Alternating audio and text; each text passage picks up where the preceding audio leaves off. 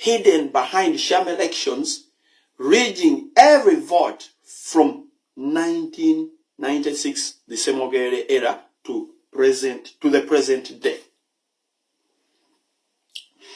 His dictatorship is sustained by Western powers who continue to provide him with financial aid and military support from 1996, the Merere era, to the present day. Tyrant and give him an ultimate. His dictatorship is sustained by Uganda. Western powers who continue to provide him with financial aid and military support from 1996, the Merere era, to the present day.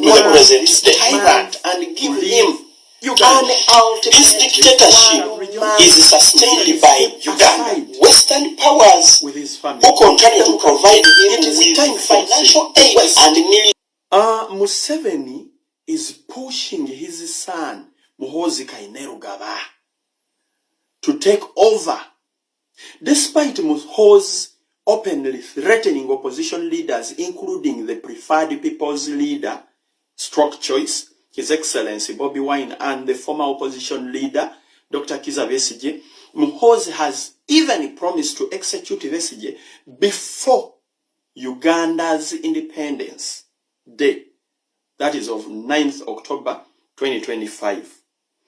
This is a dangerous and reckless provocation, endangering not only Uganda, but the entire East African region and Africa as a continent. Ugandans are tired of bloodshed and do not wish to take up arms again. But Museveni's continued brutality is pushing the nation to the brink. He and his son are plotting a coup within their own regime to hold the end to power. The international community must act now. The international community must act decisively before Uganda descends into further chaos. We call upon NATO, the United Nations, UN, the Commonwealth in the UK, Great Britain, the ICC, the US, France, the UK, Canada, and the European Union, and other diplomatic and all democratic nations in red to take action now, to take immediate action now. Sanctions must be imposed on Museveni and his cabinet, banning them from traveling to these countries. Western powers must stand firm, as they have done with other dictators, and ensure Museveni is removed before the 2026 general elections in Uganda.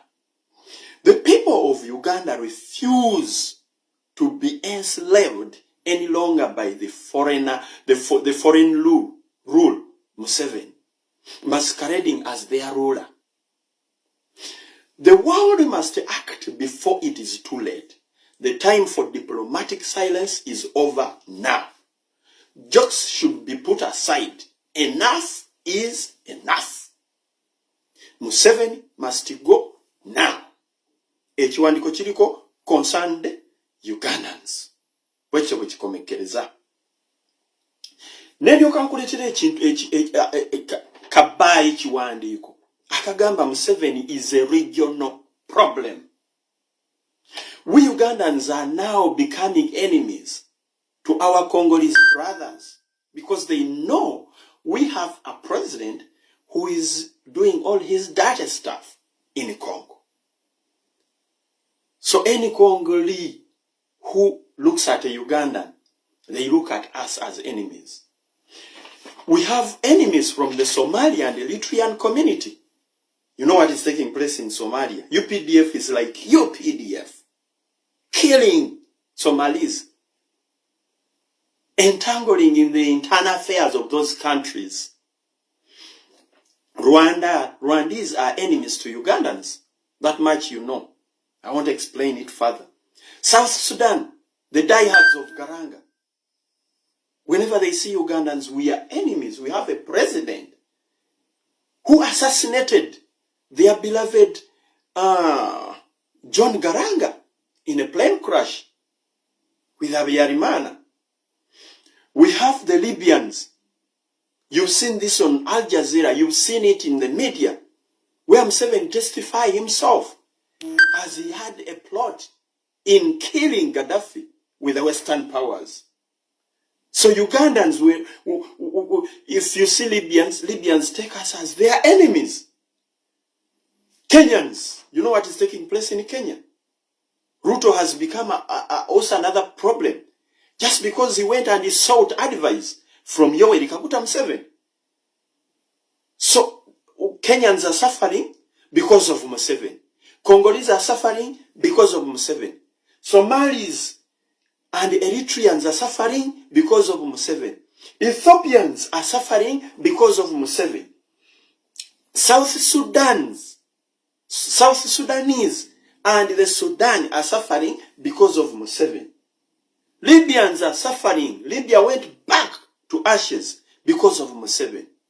So Museveni is not only a Uganda problem, but Museveni has turned to be a regional and continental problem.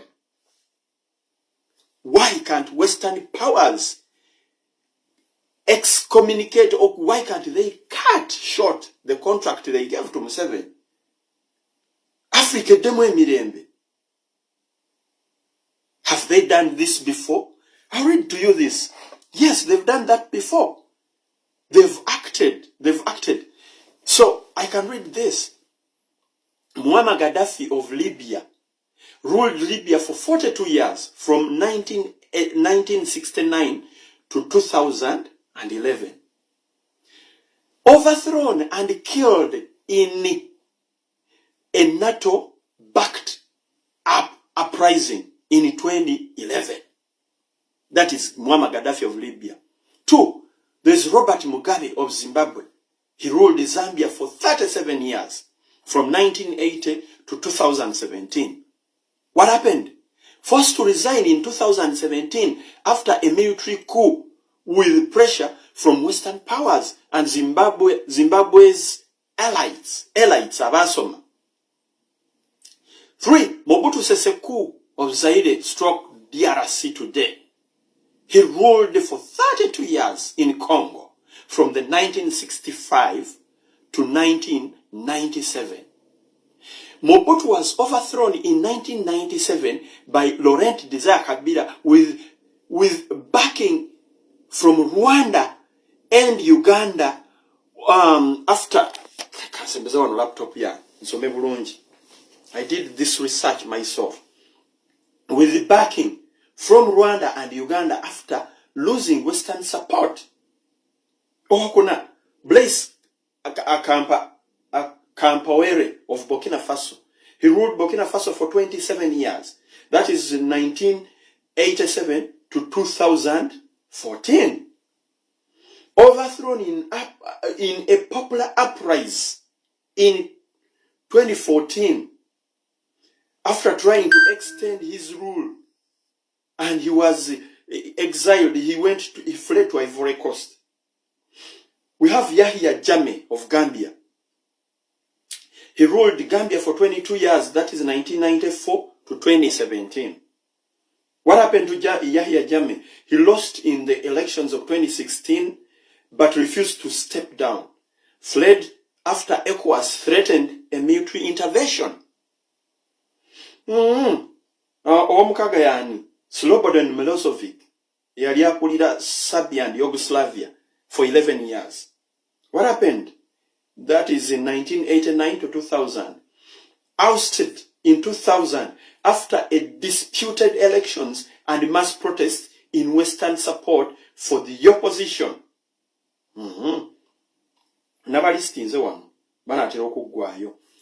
Yes, we have Jean Bertrand, articide of Haiti. What happened to him? Jean Bertrand Aristide of Haiti ruled Haiti for 10 years. 1991, he came back in 1994 to 1996. Then he came back in 2001 to 2004. Those are 10 years. He was overthrown in a coup in 2004, allegedly with US and French involvement.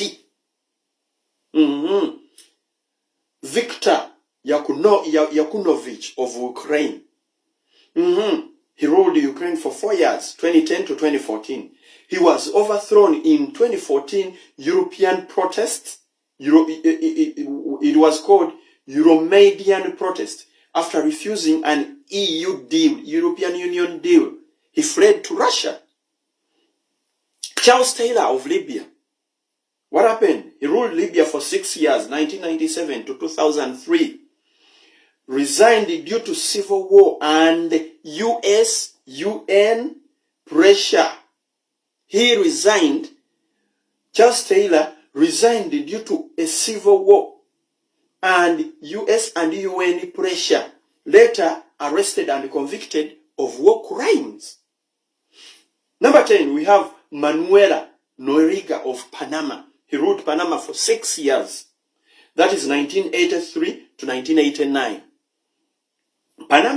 Manuela Noriega was removed by the US, United States, in the 1989 invasion of Panama. Operation Just Cause. The operation was called Operation Just Cause. 11. We have Yoweri Kaguta Museveni Tiribahurwa, ruled Uganda from 1986 to date. It is time for Museveni. If they did it for other presidents, other leaders, the leaders have read to you, they can do it for Uganda. If you did it for all these countries, it's now time for Uganda. Mr. Trump of the US, wake up. NATO, wake up. Commonwealth, wake up. ICC, wake up. US, the France, the UK, Canada, and European Union, all of you guys, wake up. Give a 1 month ultimate time for Museveni to leave that country. And by the way, Museveni is not a pure Ugandan. He's a Ugandan by refugee status. He came to Uganda as a refugee. That's according to the former president of Uganda, Obote, Dr. Milton Obote. So, a person who came as a refugee in Uganda, why should you make Ugandans cry for all these years? Is that fair? I'm asking these countries, I'm asking you guys who are employing Museveni to steal wealth from Congo, to steal wealth from Sudan, to steal wealth from Burundi and other neighboring countries, to destabilize Africa, because you want to see Africans fighting all the time. But when you run to your countries, then you begin the segregation, you begin the racism, you begin attacking blacks, you begin attacking Africans, as if we did this ourselves. The problem comes to you, Western powers. Why do you still hold Museveni in the seat? If you ousted, if you supported these countries, these leaders if you supported these countries and they got liberty and they got the leaders they want, why can't you do it to Uganda? Give Museveni an ultimatum of 1 month to leave Uganda. Let him pack whatever he wants. He leaves Uganda. He is not a Ugandan. And Ugandans, the owner of Uganda, the indigenous Ugandans, we have the right to chase him away. Assisted by you, the bosses of Museveni. I sign out the English version. Mukasalimu mubusalimu. Butuke gye bulaga. So tulina okwengejinga gia endala. Abasajja bano tubaatulire. Muve mu kulowooza mbuno babawo obuddamu wano babayamba. Nemutuuka n'okwagala obbakomba ebigere. Bano bennyini be batabangu bye bakola babitegeera bano abazungu. Beetaaga kulangira. Gwandaba ku TikTok my mission n'abalina obwongo oba gojja buyita bwa kisiru oba bwa kitegeevu n'abalina obwongo ng'obwange. That's where we are going to. Abantu mujjeewo amaalo agalowooza nti bw'ojje e Canada oba bw'ogenda mu America oba e UK, Netherlands, wherever, whichever country you go to, nti otuuse. These countries are not heaven. There is a better place called heaven, where there is no suffering, where there is no kind of this bullshit. However much you look at these skyscrapers, very nice cities, very posh, fancy cars and fancy houses and whatever. There's too much freedom. There's too much life. You don't have any inheritance on the US property. You don't have any inheritance on the UK, Canada, European countries. You don't have any inheritance. Your inheritance is in Uganda. This one. Your inheritance is in Uganda.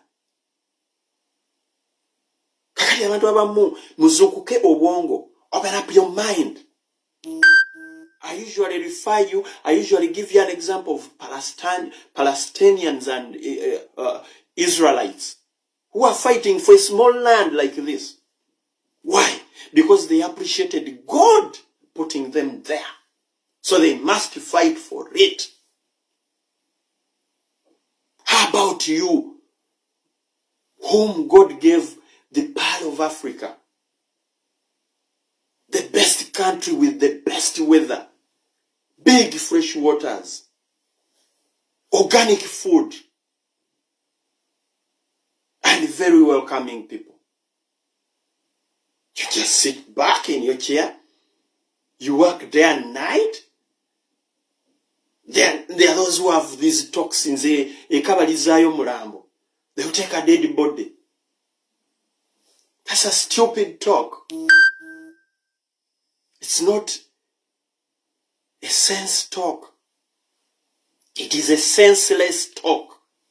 Ekabalizayo mulambo. How about your relatives who are down there?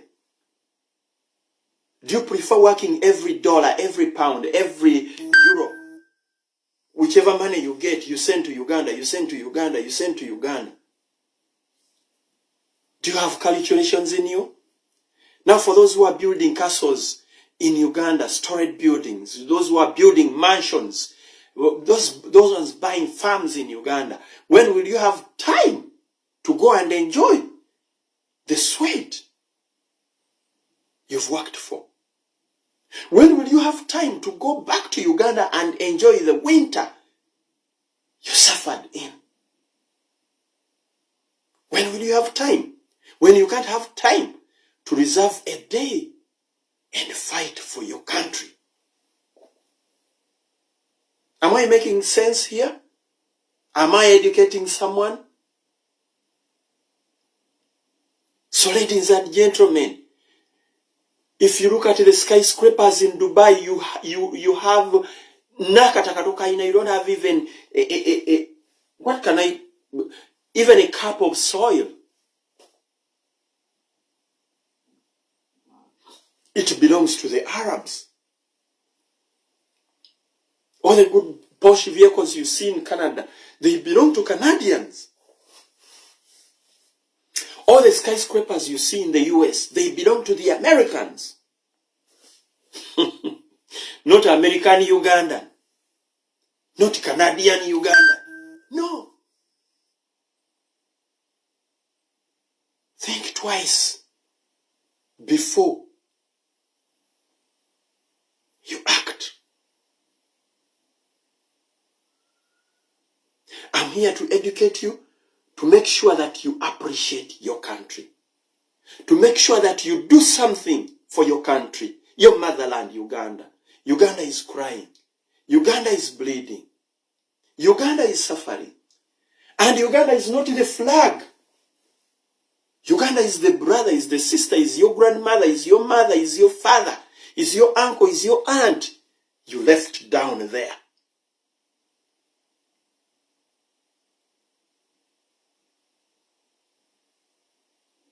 Tuzukuke. Tuzukuke. Nze ngoli munsi yonna, I'm about to get my passport. We must demonstrate worldwide. We must demonstrate worldwide. Me as Chuma Chaiso, I'm not going to demonstrate in Canada only. I'll have to visit the ICC. I ask them, what are you doing, guys? Why don't you arrest the man, the criminal? I'll have to visit the Commonwealth. I'll have to visit the UN. I'll have to visit all those crucial organizations or places that are empowering this tyrant, this dangerous monster, Museveni. We have to wake up. We have to wake up. We have to do something as indigenous Ugandans, as pure Ugandans. Don't leave Ugandans for the dogs. My dear, it is so painful to me.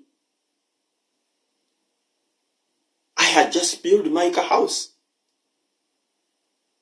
I slept there only 1 month. And today I'm in one room. I'm suffocating in one room.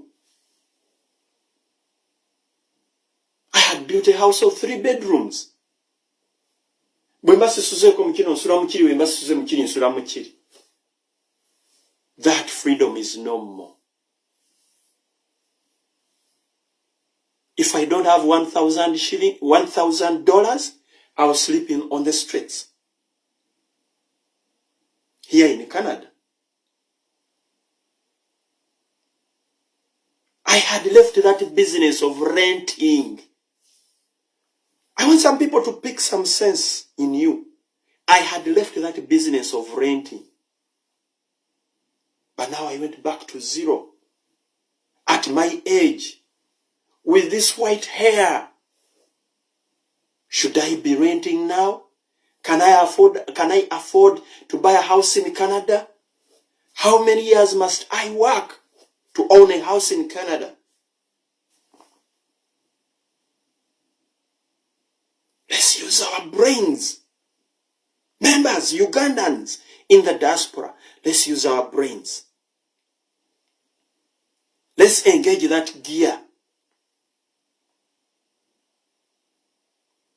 Yes, we've gone for demonstrations and we've told them what we want, but we can change.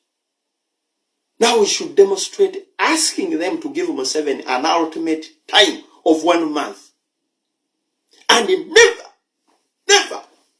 to appear on the ballot paper. Let pure Ugandans and other democratic Ugandans appear on the ballot paper. Not Museveni and his son. Are they pure Ugandans? Are they Ugandans? We gave them a chance. They didn't use it well. It's high time they vacate our country and go somewhere else.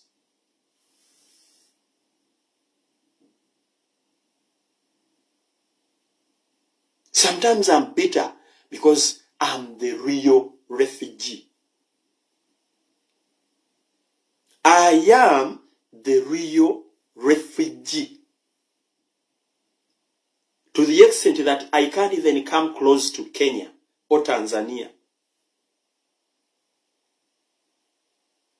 Now, you will find those who are not pure refugees, those who are dilute refugees, condemning this.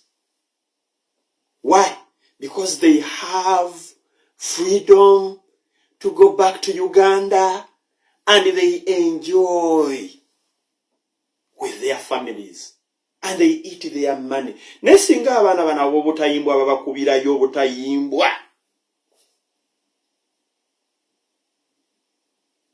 Nemulyoka mukitegeera nti fenna we should stay in the same boat and fight once and for all Fena tufune emirembe.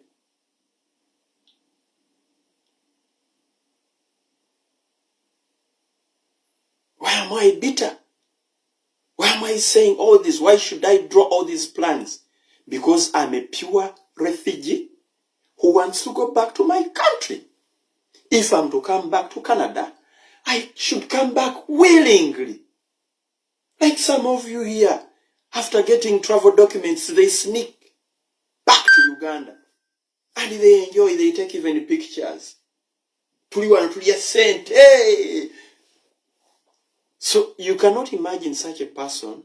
You cannot assume that such a person will have that spirit of the struggle. And these are the people who will discourage the freedom fighters. Find a job and work. Just because they are not pure refugees, they can easily go back to Uganda and come back to the US, to Canada, to UK, to Netherlands. Comfortably. They don't have any pressure on them.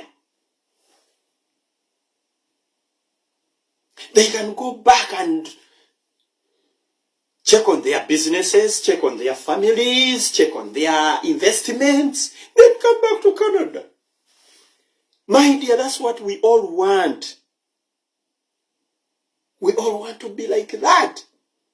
Njagala nzije Canada nga I'm in Canada willingly, not by force.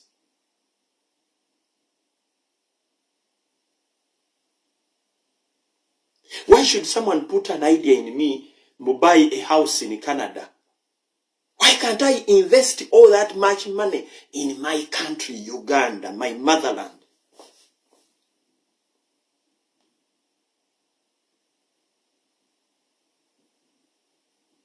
The brain. Those who, my OGs and my OBs, right from primary, secondary and high school, you know, my performance. I used to be the best performer. If I was not number one, I was number two or number three. And number three, I had performed badly. They used to pick me from primary 4 and answer a question. Take me to P7 class to answer a question for P7 members. That is Chuma Cha Yesu. That's how intelligent I am.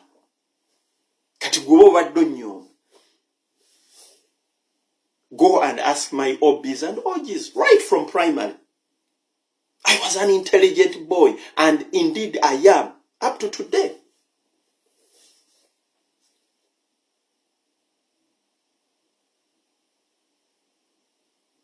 So, amagezigaze. Ugandans cannot demonstrate like we in the diaspora. Last time you saw us in the snow, it's not that outside is not cold. It's cold, it's freezing. It's a negative. But we endured, we endeavored to go on the streets and demonstrate just because our country is here fetuluma. We need to go back. If it's winter like this, I'll be going back to Uganda. And if winter is done, I come back to Canada. Free entry, free exit. Nyamwa abadde Uganda singa baba butayimbwa. Abayayi mwetegereze nnyo bano ba diaspora abajje Uganda. Baba butayimbwa ku mutwe baba bayina ssente. Kubabbeko n'amasimu ako.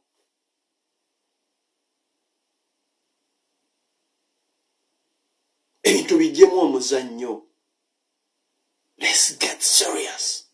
Let's engage in another gear, a strong one.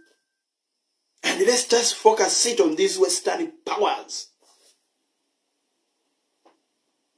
Let's not sit back.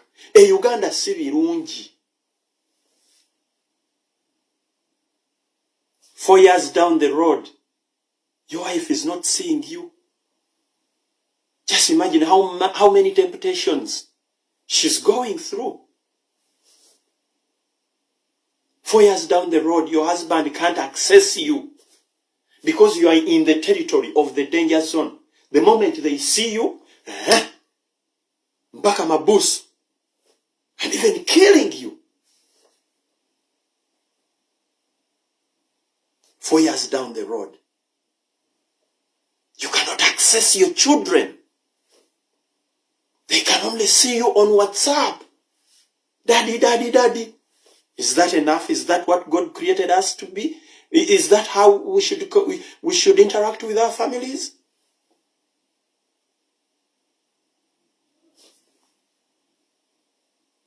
So I call upon pure refugees and dilute refugees to come on board.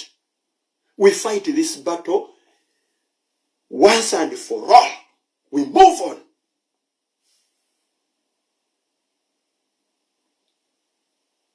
To veil each one, let's forward this document to those respective organizations to give Museveni an ultimate time, him and his family, to leave Uganda within a month. I've given you examples of countries. They've done it.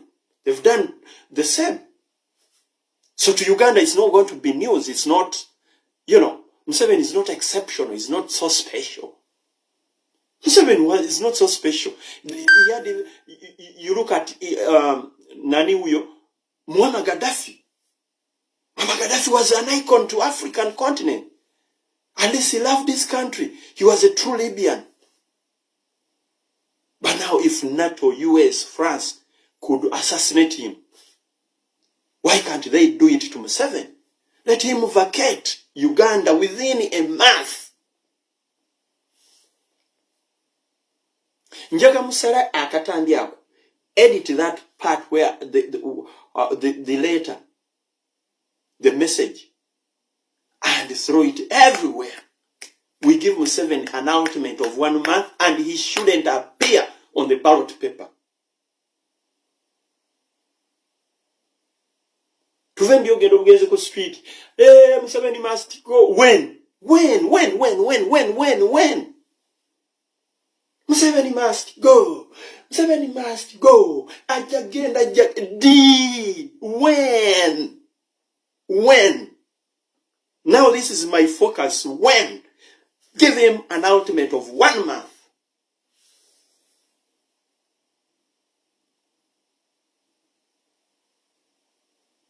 You look at these soldiers.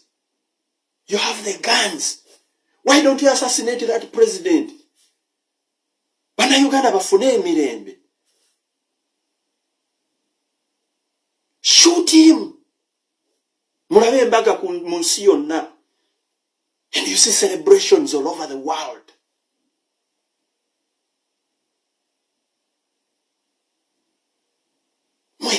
You UPDF officers, why don't you save Ugandans? And at least act against your boss, who is giving false and stupid orders. How do you invade an office, an NUP office, which they don't have any guns? You remember the first invasion? I was in charge of security by then at the National Unity Platform. I didn't accept these guys to do a search warrant without our presence. I remember Madam Sarah, our administrator, and my comrade Kabunga. We said we should be solid. We shouldn't leave these guys to do a search at our offices in our absence. Because we had got rumors. They came with bullets and they wanted to throw them in ceilings, in the ceiling.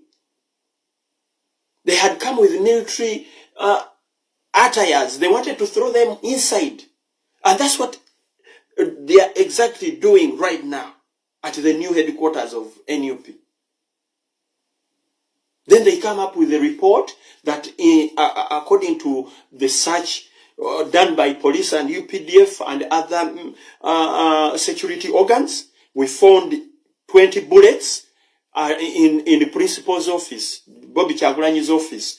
According to the search warrant, according to the search we conducted at NUP, Kavule headquarters and Kamocha, we found army uniforms in Waiswa Mufumbira's desk. Other items found, we found a bomb in the Secretary General's office. It was in a bucket. Then they implicate our leaders. Let's not act normally. Mweba chapter leaders abalowooza mbu ebintu tulina kubitwala tuti. I'm not condemning you, I'm not against anyone, but I'm just encouraging you, encourage us to engage in another gear. The Baganda say, we have a saying, a government, akufumbira ey'omutwe, omufumbira bigere, ne mwenkanye vumbe. Don't tell me we've run out of ideas and strategies to get rid of that monster Museveni. But our leaders, how are you planning? Our journey to success also matters a lot.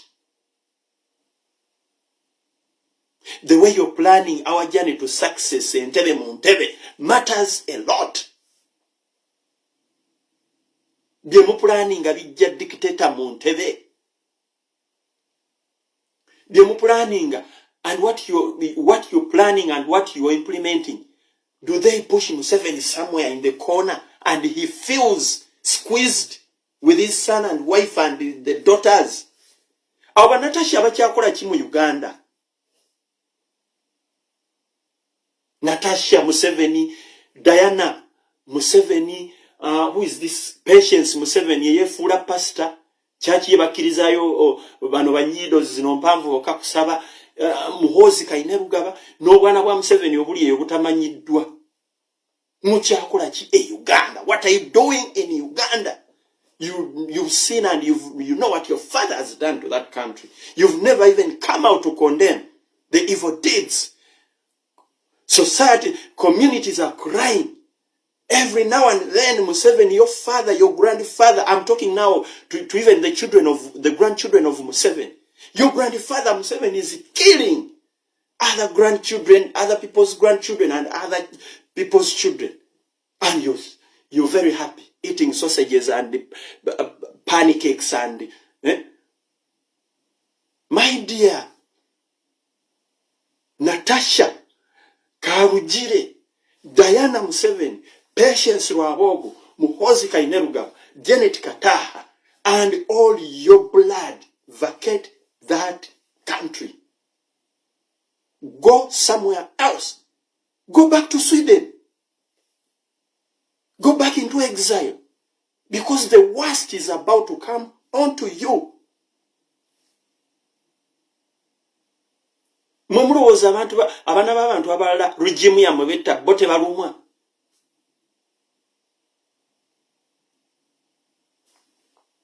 Do you think your father killing, incarcerating, torturing, illegal arresting other people's relatives or boys and girls or children or fathers and mothers, you think those people are happy?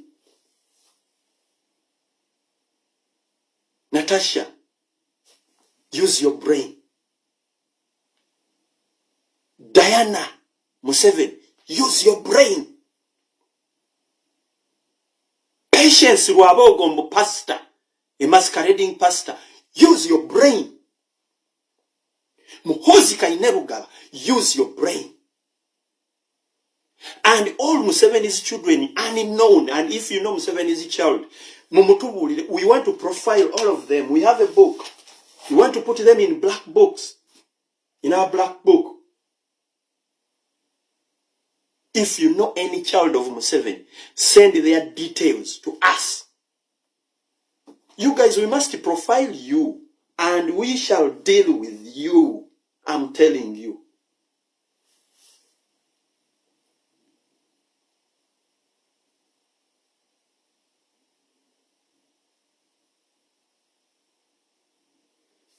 I'm telling you this. Patience, Natasha, Rwabogo, Muhozi, Diana, Janet, Museveni, never leave your father's grave in Uganda. Nchidamuze siseka. Never leave. Whenever you're leaving that country, make sure you take the remainings or the bones of your grandfather or your father. Salim. Take the bones of your grandfather, take the bones of your father. Kaguta. Mzee Amos Kaguta. And Esteri Kukondeko. Take them away from Uganda because we don't want that. Those Visirani. Take them with you wherever you decide to go, whether in Sweden or where. Never leave those bones.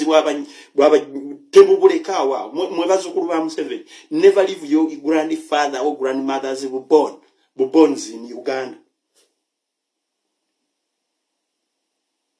I'm telling you, unless you want us to smash them into ashes. Arewe tumara okubocha tetubuyiwa na mu Victoria tubulinyise ennyonyi ne tubuyiwa ku Atlantic Ocean, not even Indian Ocean, because we have an attachment with the Indian Ocean. Nyonyi Atlantic Ocean oba Pacific Ocean gasia bulolo tsembeza wala.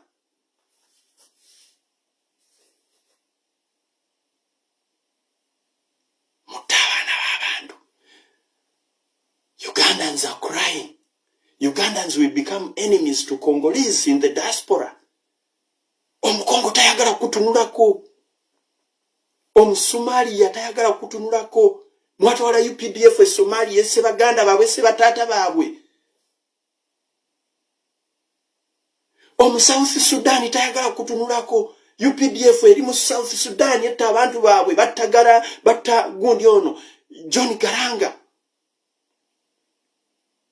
Omunakenya ali mu diaspora wano Canada US tayagala kutunulako agamba bino ebisajja ebina Uganda byo bina Museveni atabangudde waffe.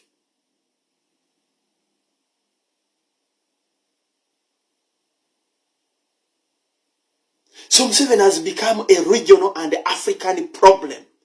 Era mwe bana Uganda temuloza nti Museveni is a problem to Uganda only, but he is a regional problem.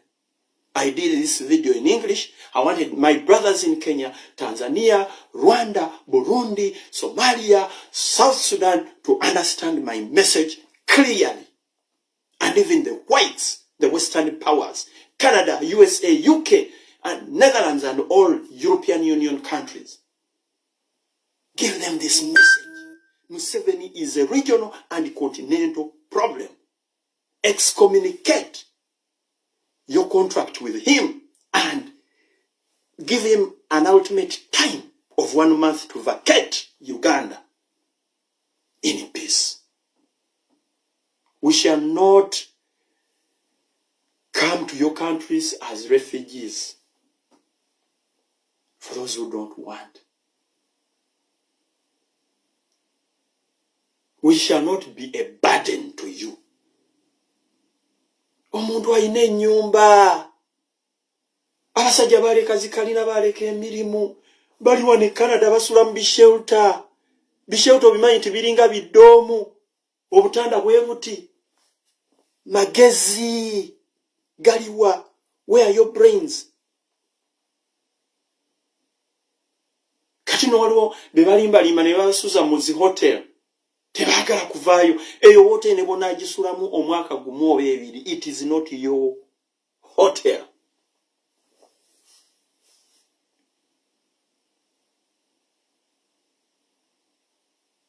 Ojajje bakamba kuwa ebigaati bipiza, ebigaati n'ebigundi obirye bikutami, otandika okujulira okudde wamu. Nenga tolina kyokozeeyo. Wake up, Ugandans, wake up. Ugandans, wake up.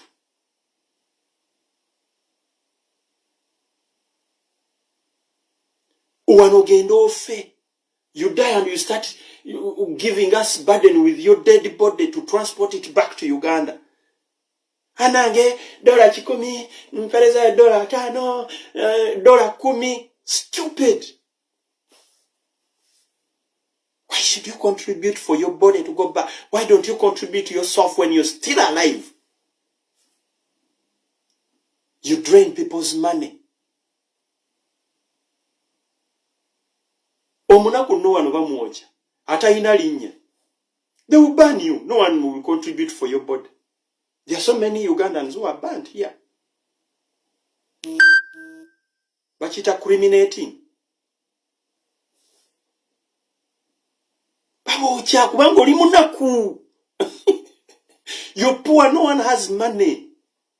Kati bana abamanya katugamba obanga chuma obani yafudde obalina influence mu society, then ne batandika okuburdeninga community. Banaye, our brother died, so we want money to transport the body back. Did I come to work for bodies to be transported back to Uganda? Am I here to work for bodies to be transported back to Uganda?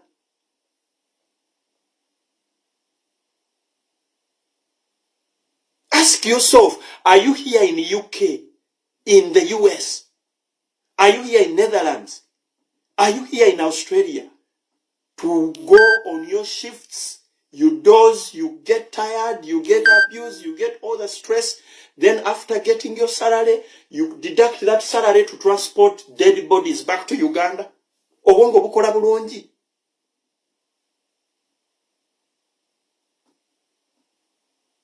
And you hear fools saying, Mboze kabalizayo mubiri. Tebajja kuzayo bajja kuochera wano obuvuba busuula eri oba bwalibera abantu oli busanga omanyi wano evuli omufu balina bu storage we babuteeka ne bateekako erinnya Chuma kya Yesu. Kati if Chuma kya Yesu's family comes and wants the remainings of Chuma kya Yesu, they give him a bottle like this. Is that what you want? Is that what you want?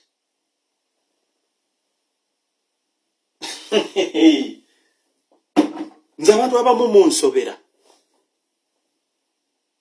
Nze nenyumiriza nnyo okuntwala ku kijja kyewaffe. Abaana n'abazzukulu b'abazzukulu ne bajja ne ago ge malaalo ga jjajja mu Chuma kya Yesu. Awo nange gye ndi mpulira bulungi. Naye okufa ng'omanyi bagenda kwokya osigale vvu. Is that our culture as Ugandans? As Baganda, n'olaba n'Omuganda alina amagezi ng'ayogera ebyo nti nzeeka balizaayo mulambo, balizaayo vvu. Otegeera bulungi. Maama we yakuzaala bulungi. Tewaliyo muka kitaawo oba omujja wa maama oba omukozi yakutwala n'akusuula mu kabuyonjo, poliisi nejja n'ekunyuulayo bunnyuluzi. Wayonka amabeere oba wayonkako weeks 2 ne batandika okuwa agente. Omanyi waliwo abantu abalina obwongo nga mutuufu bw'otandika okubusengejja bw'oti bambi ojja musaasira. Yayonkayo wiiki egi ne bamuzza ku mata g'embuzi n'agente, kati yafuuka mbuzi. In thinking, Nyamata Silivia, ng'omuntu yafuuka mbuzi kubanga from day one yanywa amata ga mbuzi oba ga nte, n'obwongo ne bufuuka bwa mbuzi ne bufuuka bwa nte.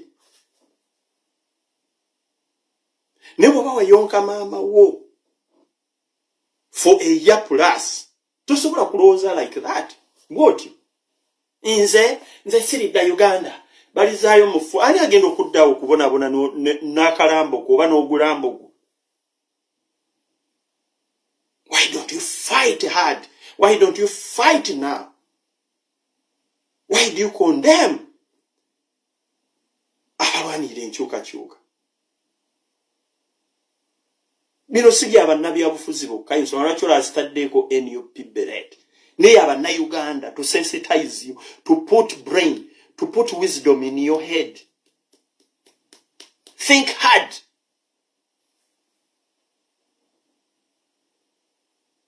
Goyagala bagende ku kijja kyewammwe nga banoonya amalaalo g'akasagga Daniel nga tegaliiwo nti ate yafiira Bulaaya.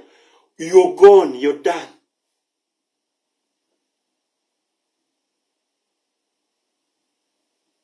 banonye amalalo gannamata Silivia ku kijjanga tegaliyo yafa ne bamwokya nga ne wamwe teri agenda kufuna visa kulinnya nnyonyi kujja katugamba oba Dubai oba Canada oba US namata gye wafiira akireininga evvu eryo nga ne process y'okufuna evvu eryo the remains of namata. It's a hard job. Achobonyabonya abantu. Obonyebonya ab'ekikakyo bagambe nti oyo yazaawa yagenda e Bulaaya munange n'afiirayo.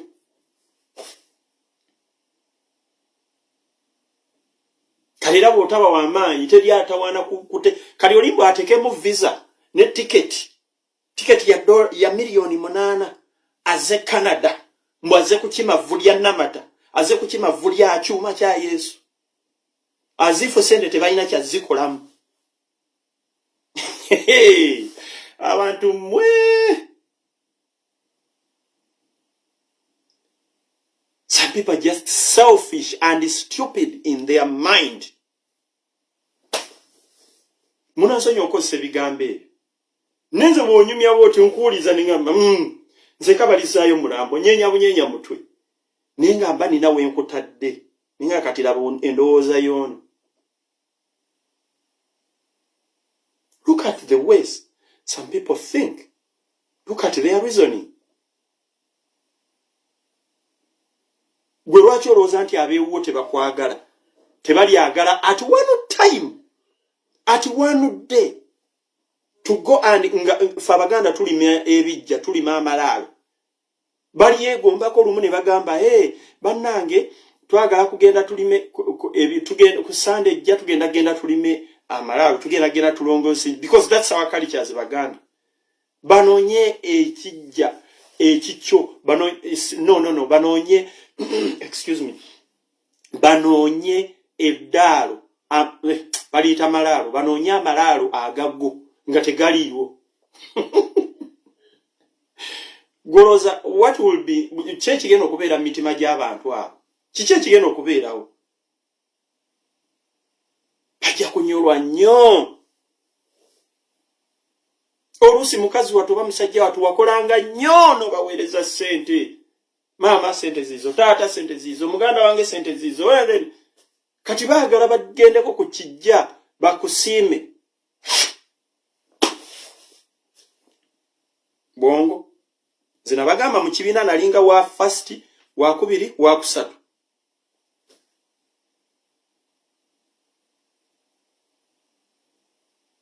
Simanyi bbanga linnayonkera maama wange naye okusinzira ku magezi genda bagennina tewa kuba na muyonkera omwaka plus muyonsa abaana bafuna amagezi.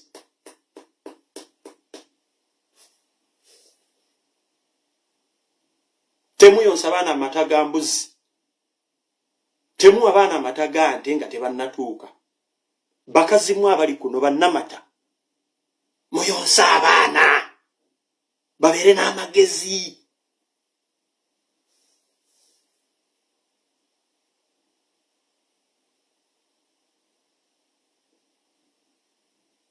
Aliena fire base bw'ozaala omwana muyonse for a year plus. Bino ebisajja ebyamadduka kati omwana mugjeeko nange enyonkeko ebibbi by'amata g'abaana sooka okigobe kigambe gwe va ku bbere ly'omwana lya bibyo birala naye ebbere lyo lireke omwana ayonke abaana babeere n'amagezi. Omanyi Bayibuli eno egamba omuntu waba tannaba kwogera tomanya magezi ge naye omuntu amala okwogera olyoka olaba obusiru bwe oba okutegeera kwe.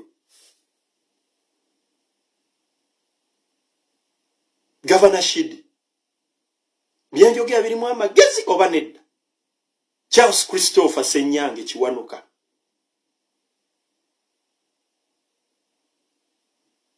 temugenda tubonyaabonya na bulambo bwammwe wano mu diaspora mubonyebonya abeeka mubonyebonye naffe abali eno.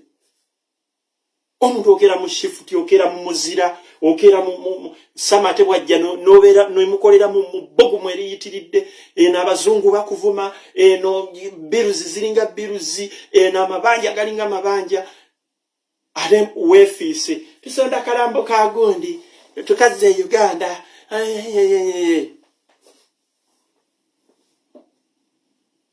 Okufa sikuganye kubeerawo.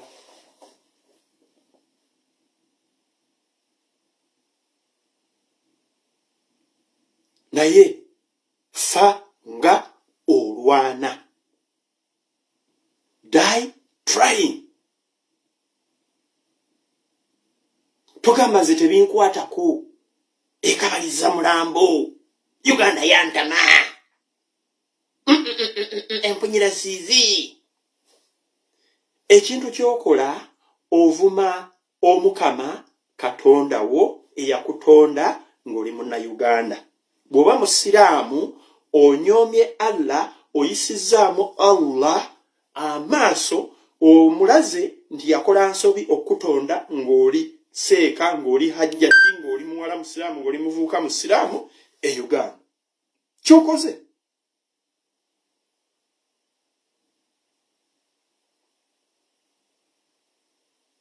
Wano abazungu tebali twagala. Yadde tubeesibako. Nange nga mwendi yadde tubeesibako tebatwagala. Eno kale balabikira bulala.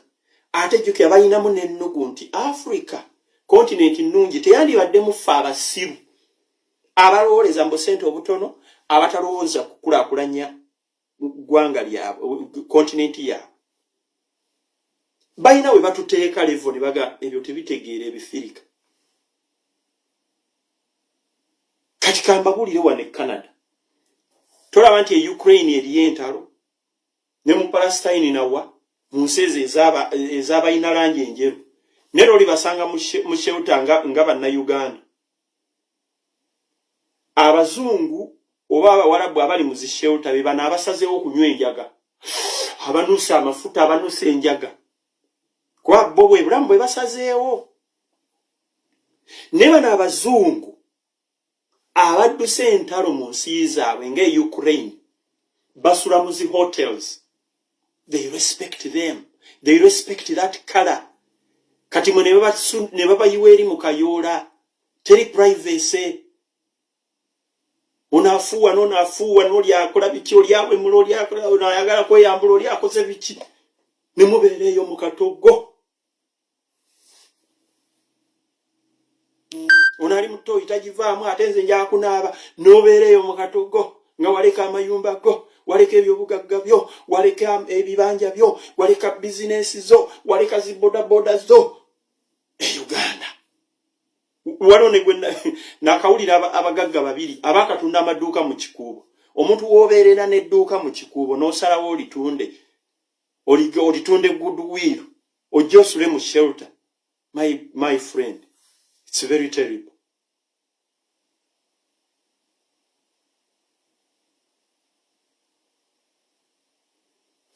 Aliena Firebase agambye mbu muhoozi teyanyonka.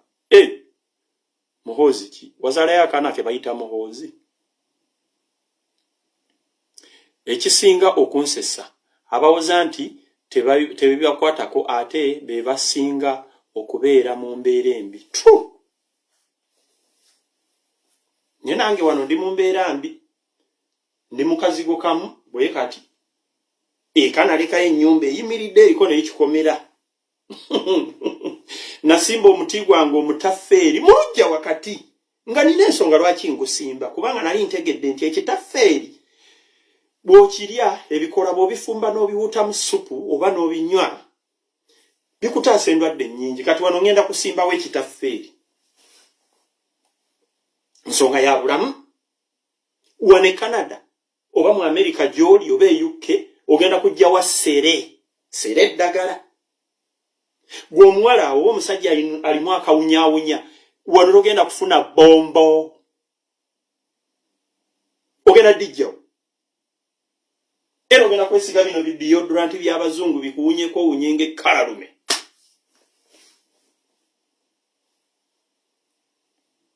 Tuzuukuke. Tulwane masajja. Nabagambye twengejinge mu giye endala. Gye bayita give Museveni an ultimate time of 1 month ave mu Uganda. kati Museveni bw'anaamala okuva mu Uganda faagala okuddayo tuddeyo. Mwalaagala okusigala abalowooza mu Canada oyinako ekibanja, oyinako akataka, oyinako akakopo k'ettaka, oba US oba UK oba Netherlands oba Sweden, mwe musigaleyo.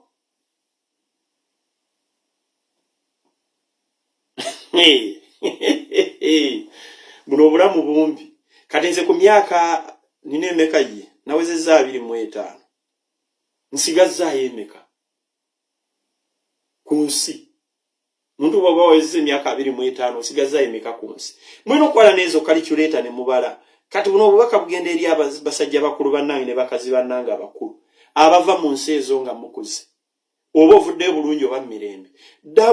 Kwata calculator yo bw'oti ogambe mu butuufu mpezezza emyaka 48 ngenda kuweza 5. Mbuzaayo emyaka emeka nfe oba nve mu nsi. Kakati egyo emyaka egisigaddeyo osazeewo gy'obonaabonera eno muzira. Kati n'ekintu ekiri wano abatajjanga Bulaaya oba batabirangako eno. Omusajja mukulu bw'akaddiwanga nze nga nina abaana bakukwata bukolokolo ne bakutuswala ne bakuteeka mu homes, retirement homes, ne bakusuula eyo kinene kyawanga tebaagala kumanya. Ne beefuula bize. Daddy, I'm at job. I'm at school. I have lectures today. I cannot come today. I'll just call you in the evening after we're done with the elections. Okay, Dad? Oh, you'll be fine. We paid that retirement home to keep you safe. They should give you food. They should give you something to drink. I'll talk to the doctor. He'll come and check on you. Okay? Ennaku neekuttira mu retirement homes. Buuza bannayuganda abakolayo. Abamu basuna obukadde obwo. Ne bu videos mu bulaba. Tekaagala kunaaba oli n'akasibula. N'akanyola kati tebeezaamu nga babikola jjajjaawo. Babikola taatawo. Bakozi. Bulijjo basiba abakwata. Akakadde okagamba tugende onaabe kagaani. Let's go and bathe. Nah. Come and have breakfast. Nah. Kati oli obusungu nga bulinnyanga akanyigamu wano nga akasuna inti. Nga kakaaba. So baganda bange, ebintu si byangu aba TikTok bavuddeko bagikuttemu naye kiryokke. Ebintu si byangu. Let's retire from our home countries. Dayo retiringire ewammweka. Ng'omanyi abazzukulu bajja kujja bakulabeko. Babulaadi bo, omusaayi gwo. Ffe tulinamu ne culture. Jjajjaawo omurespectinga paka kufa. Taatawo omwekitiibwa paka kufa. Ekitali wano. Sibatamya butamya Bulaaya, but that is the reality. Ago ge mazima. Vaayo tulwane, muveeyo tulwane. Tusigukulule omusajja ono. Abamu tetujja sobola kgenda mu nsiko, abalala temujja sobola kgenda mu nsiko. Ne tukola ekisoboka. Naddala ffe abali mu diaspora. Tusobola osigukulula omusajja ono nga tukosezza all means. Nga ate abazungu bano tubalaze nti tuli serious ate twabategeera.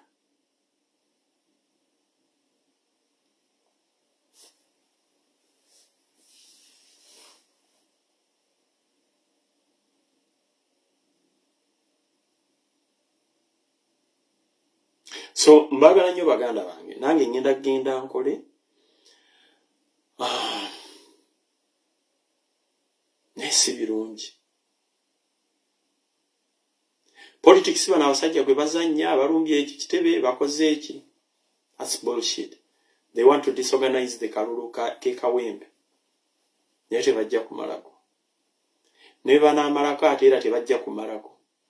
Kuba osobola okumalako n'ogamba mbuuse ntuuse ku 10 naye oyinza obutatuuka kwa 100. You guys still have a long way to go. omuntu yenna ng'okyawagira NRM ensi ekwewuunya. Ate munoonye bye mugenda okutulimba nga lugimu egudde. Kwata ekitabo tandika okunoonya by'ogenda okulimba ensi. Biwandiike. Nze Museveni bw'aligenda ensi ngenda gigamba bwendi. Otherwise ebintu bikyabiranga ebyokusaaga naye bigenda kubeera bibi. Akantu kano mukasalemu muli kajjukira. Mu abantu abawagira NRM, abawagira omutemu abeereko nga atulugunya atta abantu, ebintu bigenda bonoonekera mu maaso awo. Mujja kubulwa gye munywa amazzi, mujja kubulwa gye musaba omunnyo, mujja kubulwa gye musaba emmere, mujja kubulwa gye muddukira okufuna obuyambi. Ng'ensi ebajuliza Museveni, gamba Museveni ng'ate takyaliwo. So muganda wange ali eyo, weebeereremu. Abaganda tuga nti abangi we basonga wekikola ki? Wekyabikira.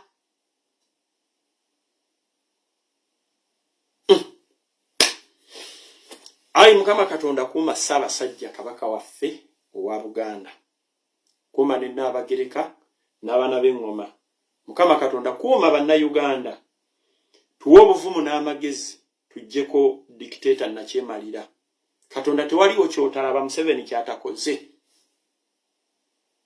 Nye tusaba Katonda otuwe ku ssanyu lukyo olunaku lumu ng'omusajja takyali mu buyinza, obanga afudde, obanga bamugobye, obanga twetaaga ku ssanyu.